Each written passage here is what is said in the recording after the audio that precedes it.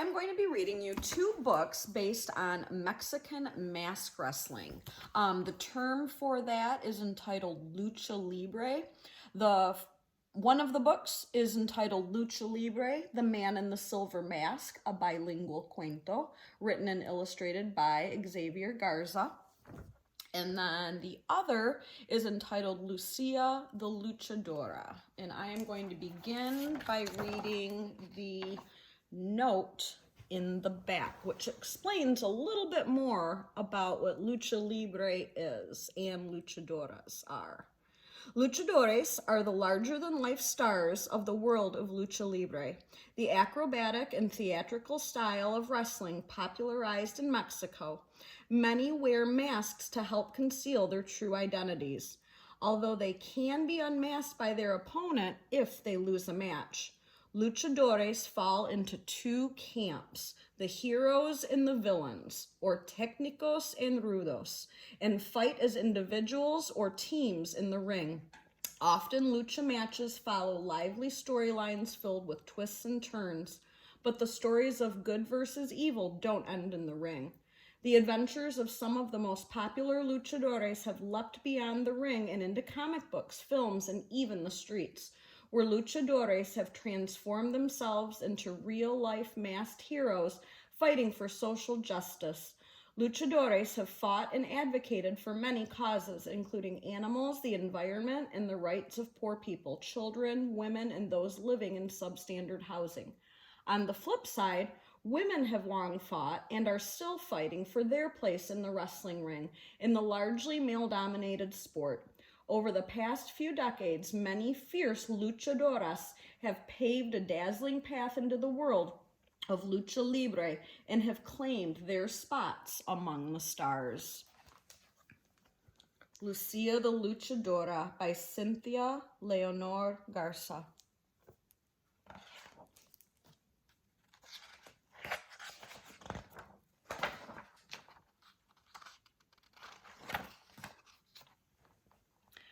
I zip through the playground in my red cape. Pow, I go pow. Bam, I go bam. The boys zoom by with their own capes fluttering behind them. They go boom, they go crash. The boys try to jump off the monkey bars, but no one can do a high-flying leap from the top like I can. I dive, I spin, I nail my landing. Every single time. I dash up the dark, swirly slide that no one dares go near, but the boys pay no attention to me. They dart off when I try to play with them. Mighty Mick yells out to me, "Girls can't be superheroes." Ninja Nick, his twin, adds, "Girls are just made of sugar and spice and everything nice." I don't feel very nice and sweet at that moment. I feel mad, spicy mad, kapow kind of mad. Abuela watches me from a nearby bench. When I flop down next to her, Abu leans and whispers a secret. We hatch a plan. That night, Abu gives me an old box. There's a shiny satin cape inside and a very special silver mask. Abu tells me that when she was a little girl, she was a special kind of superhero, a luchadora. I don't know what a luchadora is. Abu tells me a luchadora is more than a masked wrestler with swift moves, more than just a superhero with slick style. A luchadora is agile. She moves and thinks quickly. A luchadora has moxie. She is brave and full of heart and isn't afraid to fight for what is right. Most importantly, a luchadora never reveals her true identity. Abu tells me the greatest luchador of all time, El Santo, wore a silver mask too and never, ever took it off. I slip the silver mask over my head, and when I look at myself in the mirror, I feel a bolt run through me. With that mask, you can become anything you dream of being, Abu says. On the playground the next day, the boys zoom by in their capes. They go wham, they go whomp.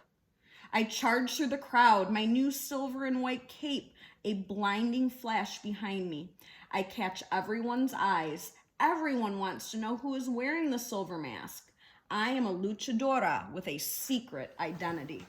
With my silver mask, I can become anything I dream of being. I stand on the top of the monkey bars, ready to do my high-flying leap. I dive, I spin, I nail my landing like always. This time, everyone notices. The crowd goes wild, the boys go boom. They try not to crash into me, but I'm lightning fast. No one can catch me, and no one can wow like I can. I am the best kind of superhero. I'm Lucia the Luchadora. Before long, I see lots of other Lucha Libre masks on the playground. One day, I spot a crusader in a pink mask with red glittery hearts. A girl, another luchadora. I can't wait to play with the new pink crusader. Girls can't be superheroes. Girls are just made of sugar and spice and everything nice. I feel spicy again, spicy mad, kapow kind of mad. Just then, the dark, swirly slide goes clang. Everyone stops and stares. Bang, jangle, scritch. Everyone shrinks, but I move closer. I hear a yip and a yelp and a peep that sounds like help. I feel the tick-tock in my chest, but I don't flinch. I dash through the crowd and up the ladder. Moments later, I swoop down the slide with little Coco in my lap. Bravo, everyone cheers. My heart swells, but then I spot the pink crusader in the crowd. Why does she look so sad? I remember Abu's words, a real luchadora must fight for what is right. My heart doesn't feel very full anymore. I know what I have to do. I pull off my mask. Zap! Everyone is thunderstruck. My true identity is revealed. I am no longer a luchadora. Then something unexpected happens. Clap, clap, clap. Then something spectacular happens.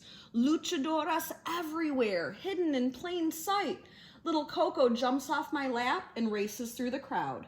I bolt after him in a flash, and all the boys and girls start to chase me. But I'm lightning fast and no one can catch me. No one is as dazzling or as daring as I am. I climb up the monkey bars, I dive, I spin, and when I strike the ground, a charge runs through the crowd. I am still the best kind of superhero. I am Lucia the Luchadora, mask or no mask. The end. The second Lucha Libre book, Lucha Libre, The Man in the Silver Mask, a bilingual cuento written and illustrated by Xavier Garza.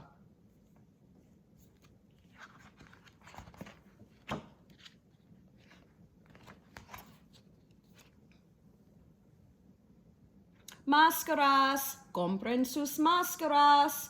Get your souvenirs right here, hollers the man selling Lucha Libre masks and souvenirs. A bus has just dropped off my Papa Lupe and me off at the arena. Papa Lupe had promised to take me to see Lucha Libre the next time we went to visit my Tio Vicente in Mexico City. And now we're here.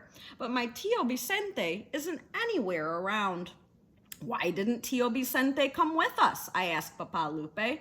Doesn't he like Lucha Libre?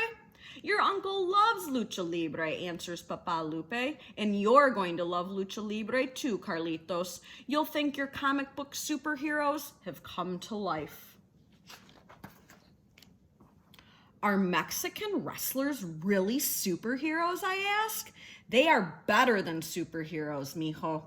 Luchadores are real people who nobody ever sees without their masks. Wow, I say, then anyone could be a masked luchador, right? That's right, Papa Lupe says. Anybody, and I mean anybody, could be a masked luchador, and you would never even know it. Then Papa Lupe asks me, do you want a mask, Carlitos? Yes, I cry out, but I can't decide which one to choose. There are so many different masks. Some look like monsters with red eyes and sharp teeth. Others have big stars on them that glitter. They all look so great, I can't make up my mind. You better hurry up and pick one, mijo, says Papa Lupe. I think the show is going to start. I want that one. I point to a shiny silver mask with cutout silhouettes for its eyes, nose, and mouth. Your boy has some good taste, senor, declares the man. He has chosen the man in the silver mask. He is the greatest luchador of all time. Papa Lupe smiles. I know he is proud of my decision. Then we are sitting at ringside. I sure wish Tio Vicente was here, I tell Papa Lupe.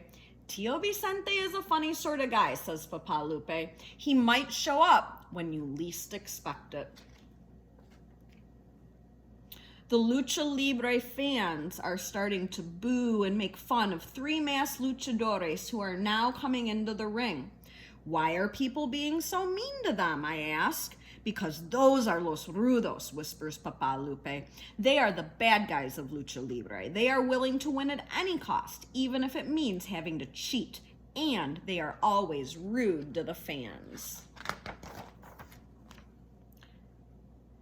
El Cucuy is the first rudo to enter the ring.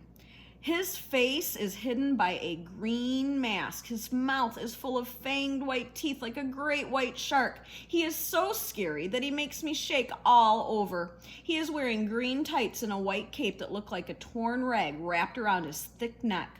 He walks around the ring barefoot and makes snorting and growling sounds as if he were a wild beast. I don't want him to come near me. The second rudo to enter the ring is El Cavernicola, the evil caveman.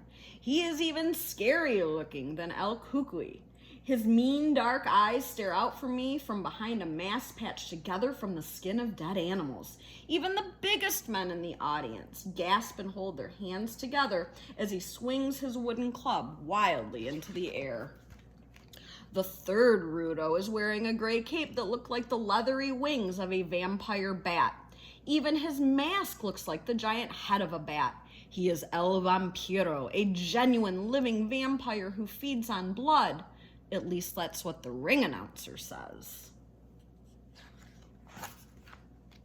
Los técnicos are next, yells Papa Lupe. What's a técnico, I ask. Los técnicos are the good guys. A true técnico will never cheat to win in any of his matches. He'll always earn his victory fair and square by using his superior wrestling skills. Fans love the técnicos and will cheer for them as long and as hard as they will boo for the rudos. El Toro Grande, the mighty bull, is the first técnico to step into the ring. He is very tall. He wears a mask with 2 large horns that point out from his head like a bull's. El Toro Grande sure looks strong, I tell my Papa Lupe. He is strong as a real bull. His arms are 5 times as big as mine.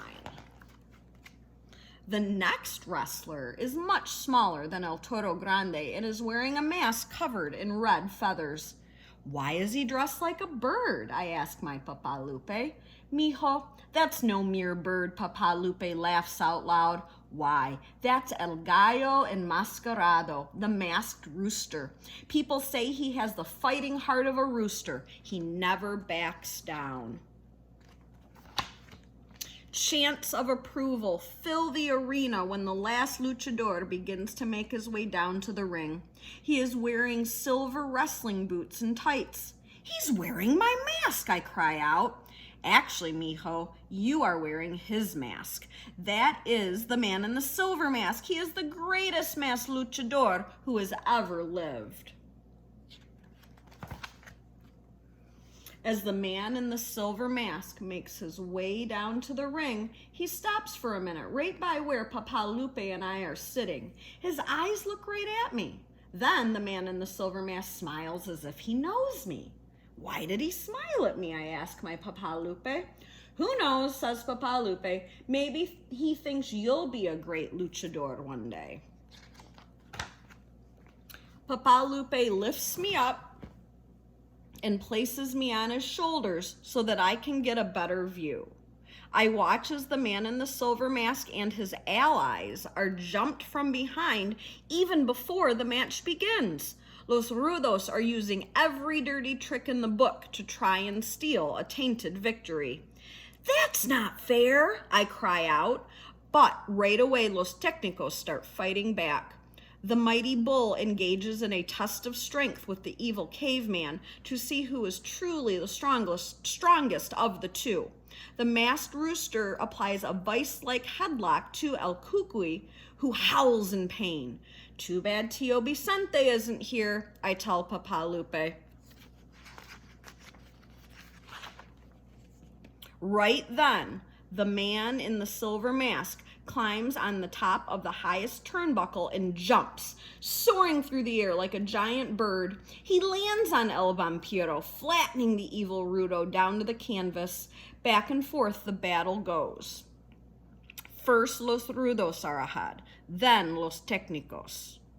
Pow, pow, pow. But in the end, it's the man in the silver mask and his allies who are the winners. My newfound hero even manages to unmask El Vampiro, sending the hated Rudo running back to the dressing room as he tries to hide his unmasked face from the cheering crowd. I love the man in the silver mask. I'm sad it's over. But when we go outside, I am really surprised to find my uncle waiting there. Tio Vicente, I cry out. How did you get here? Oh, it's a long story. Look, I brought something for you, says Tio Vicente. He hands me a silver masked wrestling figure. Wow, this is for me? On the ride home, Tio Vicente laughs every time he hears me talk of how great the man in the silver mask was. Maybe he doesn't believe me. He could have easily beaten all three of the Rudos by himself. He is that good, I assure him. Then I notice the strange way my Tio Vicente and Papa Lupe smile at each other. For a minute, I wonder if they know something about the man in the silver mask that I don't know. But then I stop thinking about them because I just want to think about the famous luchador who is now my greatest hero. Maybe one day I can be just like